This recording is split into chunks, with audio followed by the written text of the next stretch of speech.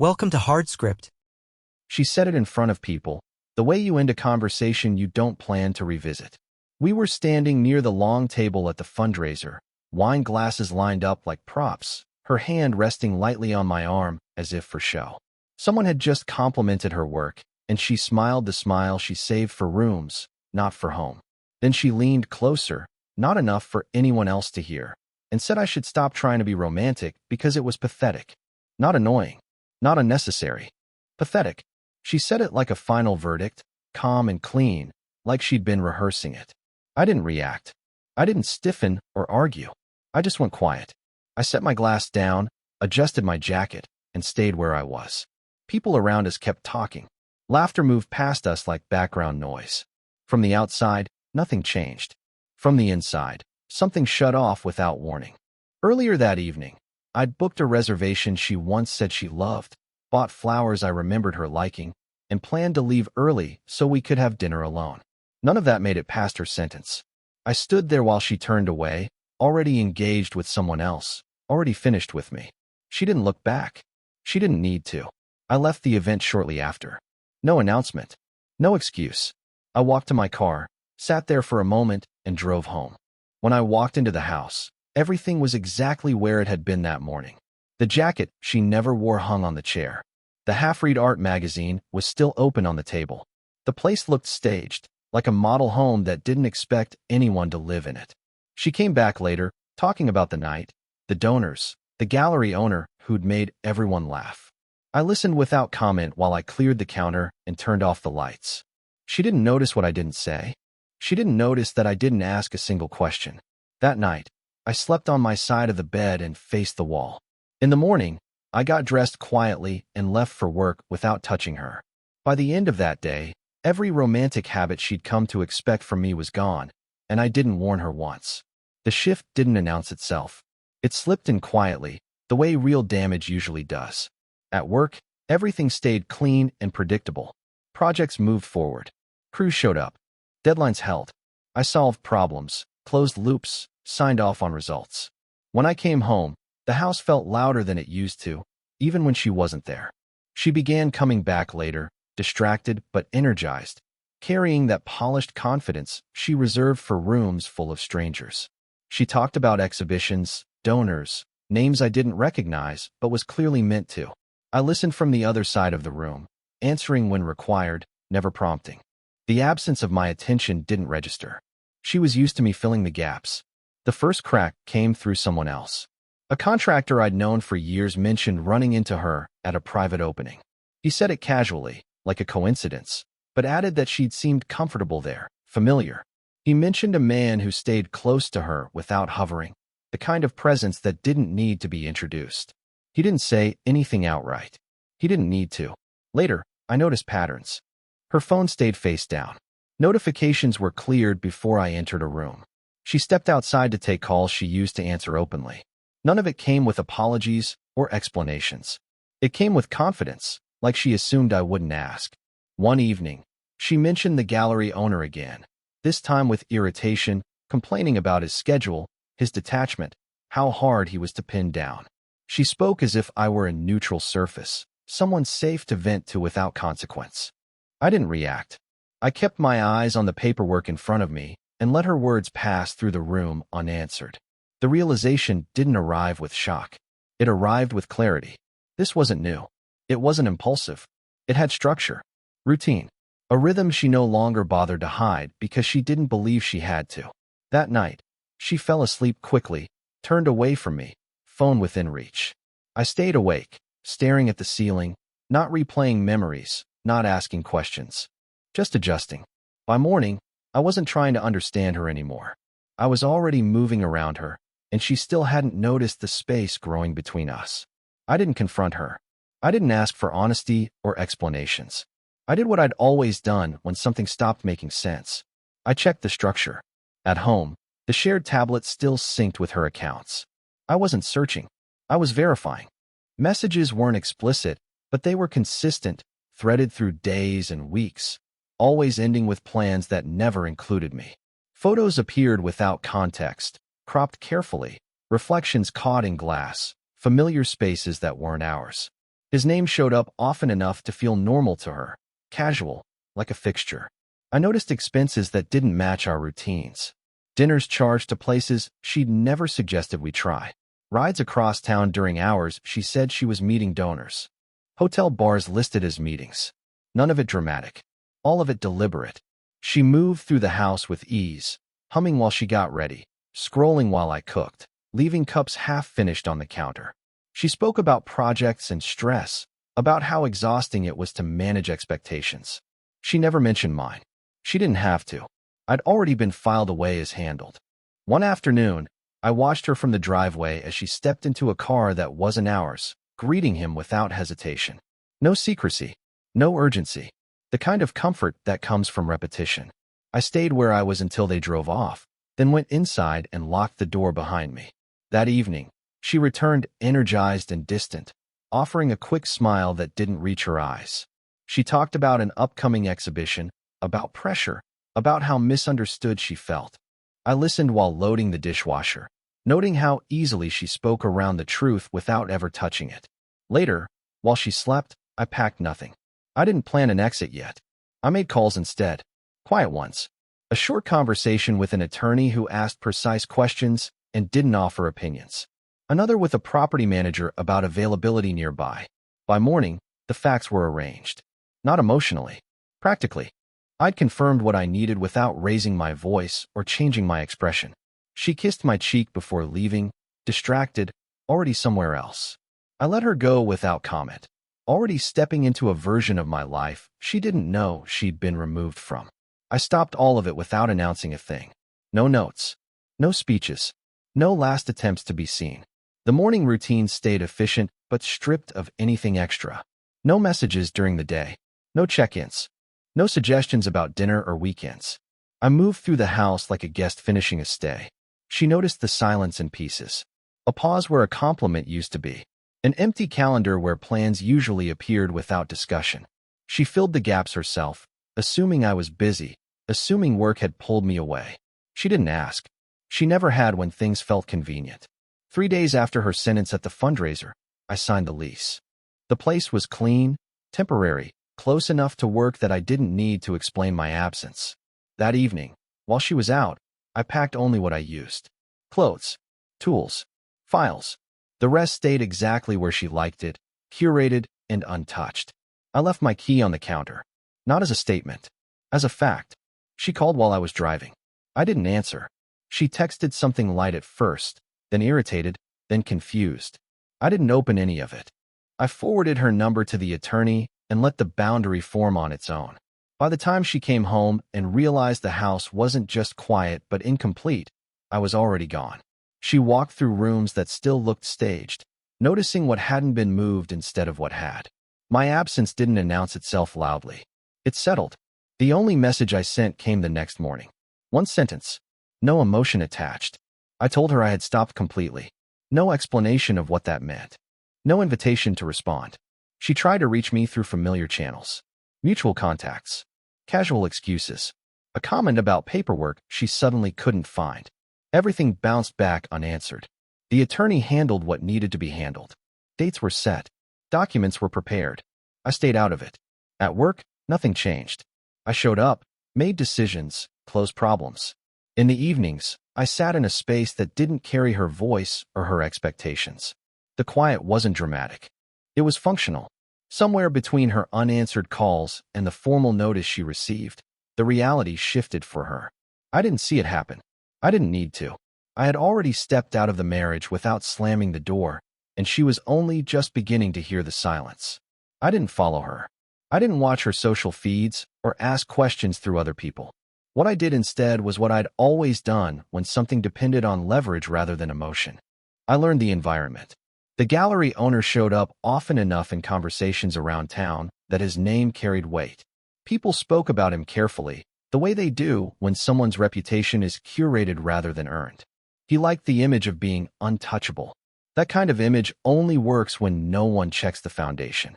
Through work, I crossed paths with vendors and developers who sponsored cultural events. The overlap wasn't accidental. Money moves through the same rooms, no matter how different the labels look on the doors.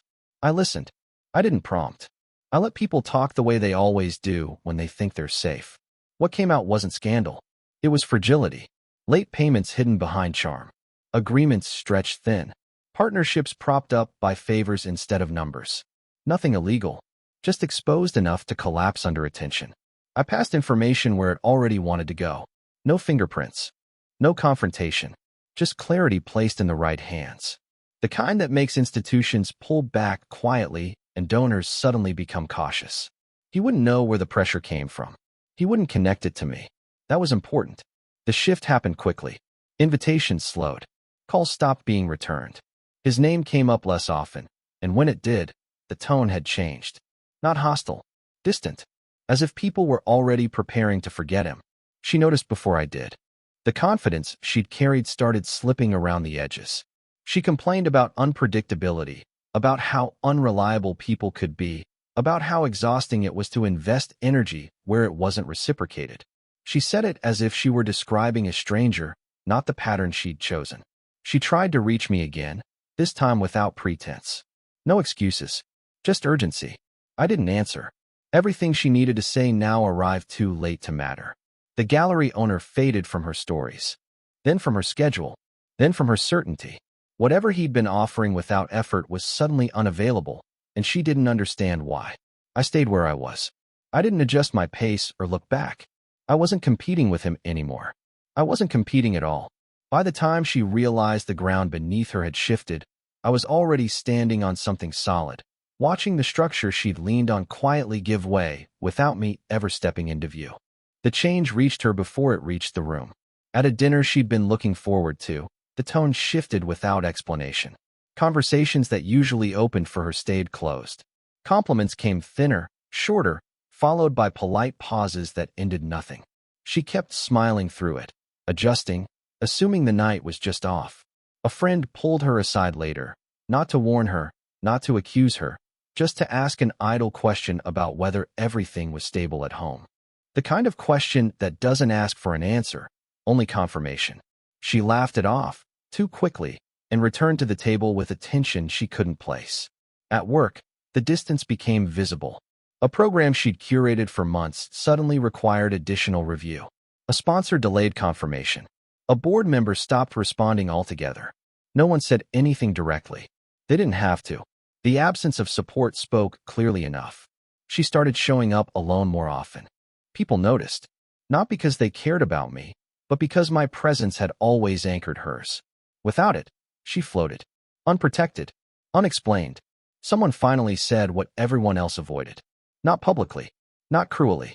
Just a quiet observation that maybe she'd overestimated how invisible her choices were. The sentence landed and stayed. She didn't argue. She couldn't. That night, she called me again. Not demanding. Not defensive. Just asking if we could talk. I didn't answer. The attorney did what attorneys do. Boundaries held. The gallery owner was no longer beside her in photos or conversations. When his name came up, it came with a different energy now, stripped of charm, exposed by absence. People don't turn against you. They turn away. She was learning that in real time. At a family gathering she attended alone, someone asked where I was. Not with concern, with curiosity. She gave a vague answer that satisfied no one. The silence afterward stretched longer than she expected. By the end of that week, she understood something she hadn't before. No one was stepping in to replace what she'd lost. No one was rushing to reassure her. The room had adjusted without drama. I wasn't there to witness it. I heard about it later, indirectly, through changes in paperwork and tone. That was enough. She had built her confidence on visibility and validation. Without either, the ground felt unfamiliar. And for the first time, she realized I wasn't coming back to explain myself. The social circle hadn't turned against her. It had simply closed ranks without her inside. She reached out wider after that. Not to me at first, but to the edges of her life, testing what still held. Friends she'd ignored for months received sudden invitations. Colleagues got messages framed as collaboration but loaded with need. Family calls stretched longer than usual, circling the same questions without answers. Nothing settled.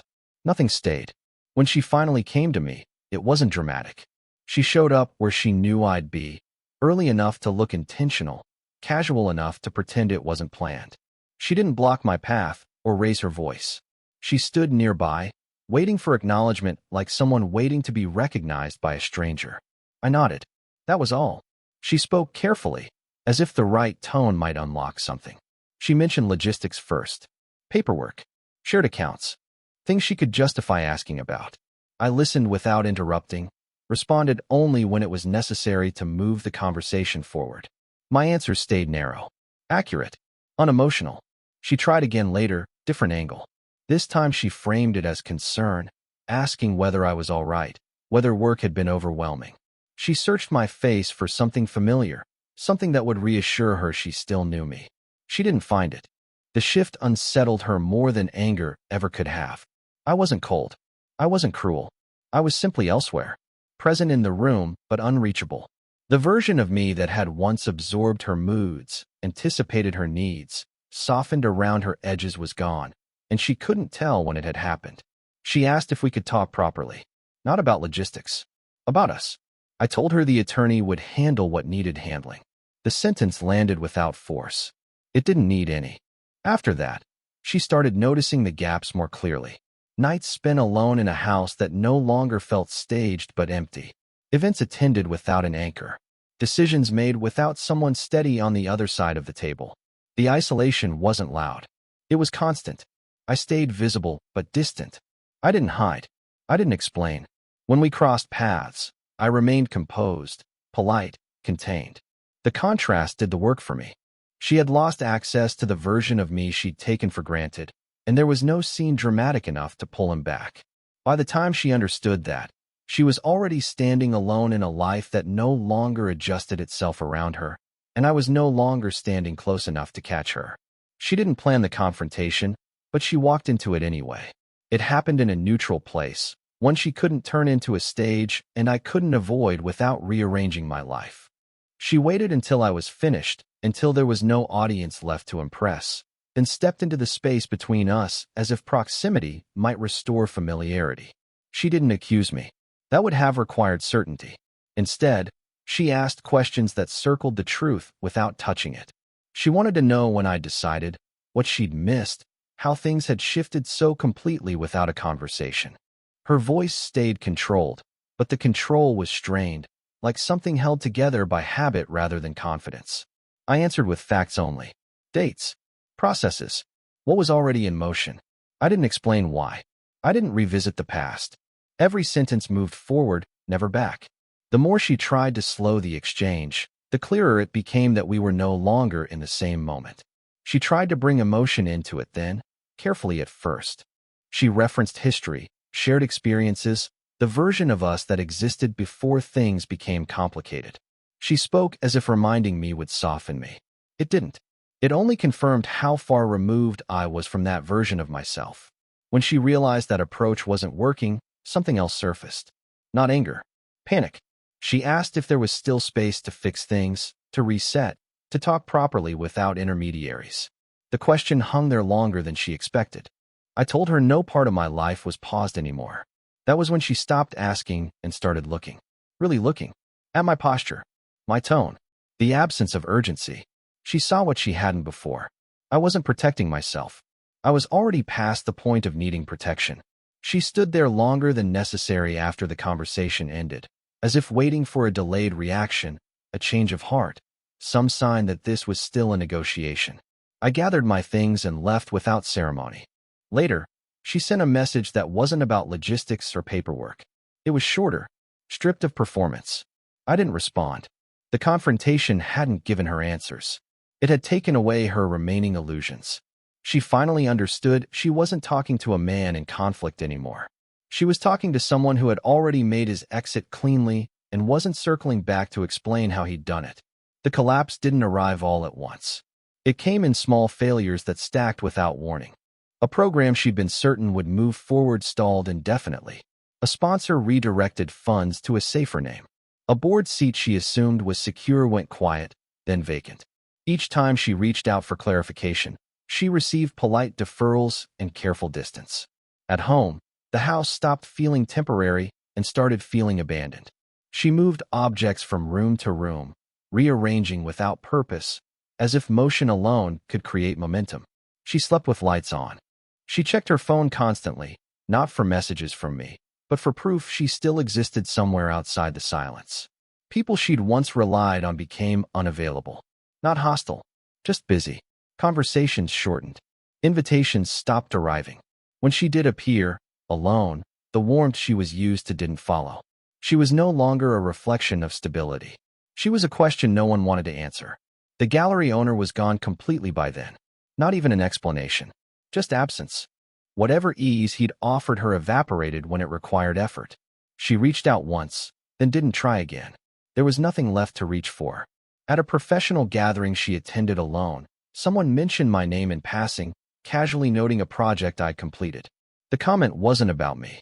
It was about reliability. She stood there listening, realizing the contrast too late. The room respected consistency, not performance. That night, she drove past the place I was staying and didn't stop. She sat in her car for a while, watching lights in windows that weren't hers, then drove home to a house that no longer responded to her presence. Memories started surfacing then, uninvited. Not dramatic ones. Small moments she'd dismissed. Me waiting without complaint. Me handling problems quietly. Me showing up without needing applause. Each recollection landed like a delayed impact, sharp because it couldn't be undone. She sent another message, longer this time, stripped of framing and tone. I read it. I didn't answer. Her world hadn't turned against her. It had simply stopped rearranging itself to accommodate her. And in the space where I used to stand, there was nothing left to steady her. By the time she understood what she'd lost, there was no path back to it, only the clear outline of where it used to be. She asked to see me one last time after the papers were nearly done. Not to argue terms. Not to delay anything.